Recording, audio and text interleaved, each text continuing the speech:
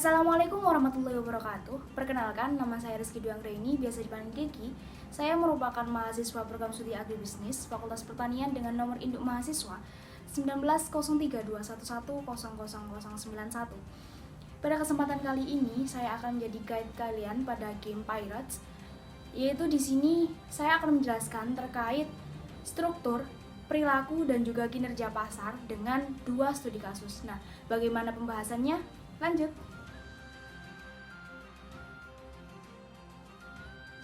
Review Jurnal 1. Analisis struktur, perilaku, dan kinerja pasar cabai di Desa Bayung Gede, Kecamatan Kintamani, Kabupaten Bangli. Ya, baik, pada jurnal yang pertama, kita mulai pembahasan dari latar belakang. Jadi penelitian ini menggunakan Bali sebagai lokasinya, yaitu karena Bali merupakan salah satu provinsi yang mayoritas mata pencaharian penduduknya adalah petani. Salah satu daerah penghasil produksi sayur-mayuran yang cukup besar adalah Kecamatan Kintamani, Kabupaten Bangli yang terletak di dataran tinggi. Bahkan hampir 90% penduduknya bermata pencaharian sebagai petani. Tanaman hortikultura lainnya di Kecamatan Kintamani ini menjadi komoditas unggulan daerah setempat, dan terdapat beberapa desa di Kecamatan Kintamani sebagai daerah potensial penghasil cabai. Salah satunya adalah Desa Bayung Gede. Kemudian untuk komoditas yang dipakai pada jurnal ini yaitu cabai merah, yang merupakan salah satu komoditas pertanian yang memiliki nilai ekonomi yang cukup tinggi. Yaitu selama beberapa tahun terakhir produktivitas cabai selalu mengalami fluktuasi, sedangkan harga cabai di tingkat produsen cenderung mengalami peningkatan yang cukup berarti dari tahun ke tahun. Lihat kondisi petani cabai dengan produk utama yaitu cabai yang sudah menjadi mata pencaharian mereka, cukup menarik untuk dikaji bagaimana sistem pemasaran dengan melakukan penelitian pada struktur, perilaku, dan juga kinerja pasar cabai di Desa Bayung Gede, Kecamatan Kintamani, Kabupaten Bangli, Bali. Untuk tujuan penelitian dari jurnal ini yaitu tentunya untuk mengetahui struktur pasar, perilaku pasar, dan juga kinerja pasar komoditas cabai di Desa Bayung Gede, Kecamatan Kintamani, Kabupaten Bangli. Metode penelitian yang digunakan dalam jurnal ini yaitu pengumpulan data digunakan dalam penelitian ini meliputi wawancara, dokumentasi, dan juga studi pustaka. Variabel yang digunakan dalam penelitian ini adalah struktur, perilaku, dan juga kinerja pasar yang dilihat dari indikator meliputi saluran pemasaran, jumlah lembaga pemasaran, diferensiasi produk, halangan keluar atau masuk pasar, hubungan dan koordinasi vertikal, fungsi pemasaran, strategi harga, strategi produk, penggunaan informasi, kerjasama, margin pemasaran, farmer share, dan efisiensi pemasaran. Metode analisis yang digunakan sendiri adalah metode analisis deskriptif. Memasuki pembahasan hasil penelitian, yaitu yang pertama struktur pasar.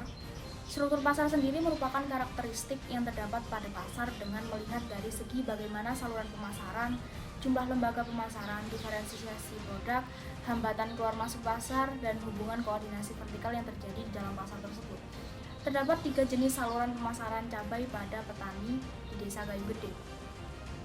Saluran pemasaran yang pertama terdiri dari petani, pedagang pengepul, pedagang pengecer, dan juga konsumen. Untuk saluran pemasaran yang kedua terdiri dari petani, pedagang pengepul antar kota, pedagang pengecer di kota, dan juga konsumen. Untuk saluran pemasaran yang ketiga terdiri dari petani, pedagang pengepul antar pulau, supplier, dan berakhir di hotel. Berdasarkan hasil penelitian jumlah lembaga pemasaran cabai di Desa Bayung Gede, terdapat 2 lembaga yang terlibat dalam pasar, yaitu pedagang pengepul dan juga pedagang antar kota. Tidak terdapat diferensiasi produk pada pasar tersebut. Hambatan keluar masuk pasar sendiri terdiri dari keuntungan biaya mutlak berupa permodalan, karakteristik produk yang mudah rusak, mengalami beberapa hambatan seperti pendistribusian dan terbatasnya persediaan cabai, serta persaingan yang dialami antar pedagang. Untuk hubungan atau koordinasi vertikal berbentuk integrasi. Perubahan harga cabai yang terjadi pada pasar Kintamani disalurkan juga ke pasar-pasar yang lain di berbagai daerah sebagai tujuan pendistribusian. Untuk struktur pasar pada penelitian ini adalah pasar persaingan tidak sempurna, yaitu struktur pasar duopoli karena hanya terdapat 2 pedagang pengecer yang terlibat dalam proses pemasaran cabai di tingkat desa. Pembahasan selanjutnya yaitu terkait perilaku pasar. Berdasarkan penelitian, praktik pertukaran atau fungsi pemasaran yang dilakukan oleh lembaga pemasaran yaitu fungsi pertukaran berupa jual beli cabai, yang fungsi pertukarannya berupa jual beli dilakukan sekurang-kurangnya 1 kali selama proses pemasaran. Untuk strategi harga adalah bersandar pada SOP, yaitu standar operasional prosedur harga yang ditentukan berdasarkan rekomendasi petani, dan markup standar atau penentuan harga dengan menambahkan markup pada biaya produksi. Strategi produk yang dilakukan adalah aktivitas yang berasal dari bawah, yaitu vertikal. Informasi yang digunakan meliputi informasi statistik seperti siapa yang melakukan aktivitas pemasaran, informasi psikologi, dan lain-lain. Sedangkan untuk kerjasama yang dilakukan hanya terjadi antara petani dengan pedagang pengepul karena ada keterikatan di antara keduanya. Pembahasan selanjutnya yaitu terkait kinerja pasar. Untuk margin pemasaran pada saluran pemasaran 1 adalah 3.000 per kilo, pada saluran pemasaran 2 sebesar 5.000 per kilo, dan pada saluran pemasaran ketiga sebesar 15.000 per kilo. Besarnya farmer share pada saluran pemasaran 1 yaitu 86,96%, saluran pemasaran 2 yaitu 80%, dan saluran pemasaran 3 yaitu 57,14%, sedangkan efisiensi pemasaran pada saluran pemasaran 1 sebesar 3,38%, dan pada saluran pemasaran 2 sebesar 7,15%, dan pada saluran pemasaran ketiga sebesar 8,32%. Keuntungan yang diperoleh lembaga pemasaran pada saluran pemasaran 1 sebesar 1,222 per kilo, pada saluran pemasaran 2 sebesar 1.400 per kilo, dan pada saluran pemasaran ketiga sebesar 6.339 per kilo. Pemasaran akan semakin efisiensi apabila biaya pemasaran lebih rendah dari nilai produk yang dipasarkan. Selain itu, margin pemasaran yang tidak terlalu tinggi juga menjadi faktor dari besarnya nilai efisiensi pada kegiatan pemasaran. Baik, selanjutnya untuk kesimpulan yang dapat diambil dari penelitian pada jurnal pertama, yaitu pada pasar di Desa Bayung Gede, Kecamatan Kintamani, Kabupaten Bangli, dapat disimpulkan bahwa struktur pasar cabai merupakan persaingan tidak sempurna bentuk duopoli. Perilaku pasar cabai berpengaruh terhadap jarak pasar persaingan tidak sempurna, dan kinerja pasar yang diukur berdasarkan analisis margin pemasaran, farmer share, dan efisiensi pemasaran sudah baik dan dapat dikatakan cukup efisien. Review Jurnal 2, Sistem Pemasaran Karet Rakyat di Provinsi Jambi dengan pendekatan struktur, perilaku, dan kinerja pasar. Latar belakang, di mana peran komoditas karet cukup berarti dalam perekonomian di Provinsi Jambi, tetapi peranannya terhadap peningkatan kesejahteraan petani belum signifikan. Masalah mendasar yang dihadapi petani karet di Provinsi Jambi adalah posisi tawar-menawar atau bargaining position petani lemah dalam proses penentuan harga. Karena kurangnya akses informasi harga, keterikatan petani dengan pedagang pengumpul, dan belum berfungsinya pasar lelang dengan baik. Perubahan harga pada pasar dapat ditentukan oleh struktur, perilaku, dan juga kinerja pasar tersebut. Pendekatan ini digunakan karena mampu menjelaskan kompleksitas permasalahan pada sistem pemasaran karet rakyat. Adapun tujuan dari penelitian ini yaitu untuk menganalisis struktur pasar, perilaku pasar, serta menganalisis kinerja pasar karet rakyat di Provinsi Jambi. Untuk metode penelitian pada jurnal ini yaitu menggunakan metode survei dan teknik wawancara yang kemudian dianalisis menggunakan pendekatan struktur, perilaku, dan kinerja pasar SCP. Baik, untuk pembahasan hasil penelitian pada jurnal kedua, yang pertama yaitu berdasarkan pada analisis struktur pasar dapat diketahui bahwa kondisi pasar karet rakyat di Provinsi Jambi menghadapi struktur pasar oligopoli di tingkat pabrik kram rubber. Pabrik kram rubber sebagai pembeli pemilik kemungkinan untuk melakukan kolusi dalam mengendalikan harga pasar. Konsekuensi yang dihadapi petani sebagai produsen adalah bahwa petani cenderung sebagai penerima harga atau price taker karena posisi tawar-menawar atau bargaining position petani lemah dalam proses penentuan harga.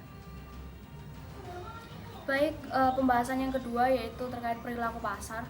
Beberapa lembaga pemasaran terlibat dalam pemasaran karet, antara lain yaitu petani, pedagang pengumpul desa, pedagang pengumpul kecamatan, pasar lelang karet, pedagang besar provinsi, dan pabrik kram rubber. Saluran pemasaran dilalui oleh petani sejumlah 5 jenis saluran yang berbeda.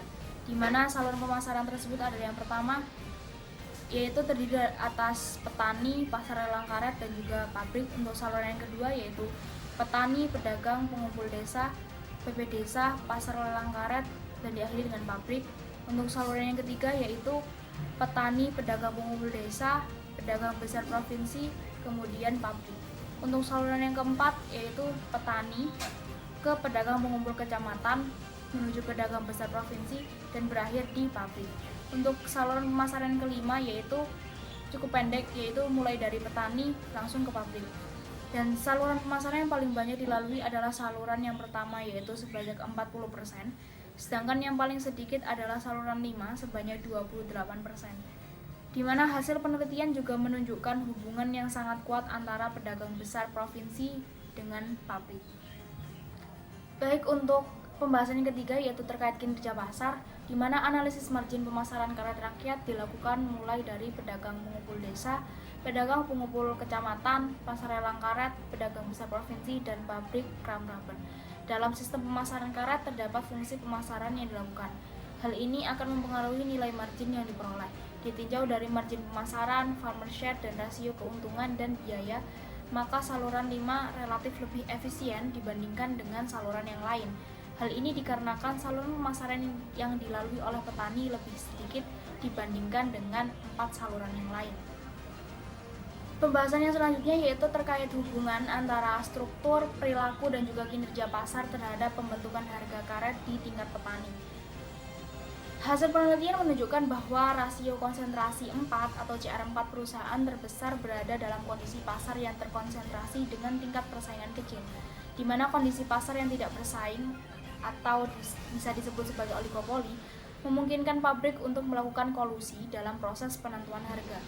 Kondisi ini tidak menguntungkan bagi petani karet.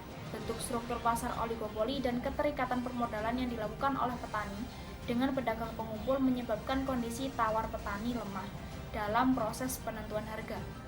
Dan petani tidak memiliki alternatif lain dalam menyalurkan tukar kepada pedagang pengumpul. Baik, untuk kesimpulan dari jurnal yang kedua yaitu struktur pasar karet rakyat di Provinsi Jambi menghadapi struktur pasar oligopoli.